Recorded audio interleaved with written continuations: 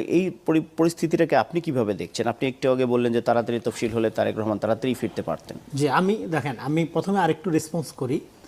ক্ষমতার ভরকেন্দ্র ডেফিনেটলি তারেক রহমানের দিকে যাইতো যে এটার ধরেন প্রমাণের আগে বহুবার আছে। যেমন 5 তারিখের গণ অভ্যুত্থানের পরেই কিন্তু তারেক রহমানের কাছে আহ্বান জানানো হয়েছিল আপনি লিড দিয়ে জাতীয় সরকার করেন। ক্ষমতার ভরকেন্দ্র কিন্তু দিয়ে দেওয়া হয়েছিল বিএনপির কাছে 5 তারিখের অভ্যুত্থানের পরপরই। তো ফলে তখন উনি বলে যে না, এটা আমরা তো মানে লিবারাল ডেমোক্রেটিক একটা পার্টি হিসাবে এইভাবে ক্ষমতা নিতে পারি না। তখন তারা ডেমোক্রেটিক প্রসেসকে আপনার আপহোল্ড করার জন্য তারা বললো যে তাহলে সম্মিলিতভাবে একটা সরকার হোক, যত দ্রুত সম্ভব নির্বাচন হোক, নির্বাচনের মধ্য দিয়ে আসতে হবে। তো ফলে আপনার গণঅভ্যুত্থানের পরে গণঅভ্যুত্থানের শক্তি এবং সম্মিলিতভাবে রাজনৈতিক দলগুলো মিলে কিন্তু ভরকেন্দ্র বিএনপির দিকে দিয়েই দিচ্ছিল। তারেক রহমানকে আপনারা জানেন যে আপনাদের এখানেই সেই আলোচনা হয়েছে স্কাইপেতে, তো ভিডিও কনফারেন্স কলে। তো সেক্ষেত্রে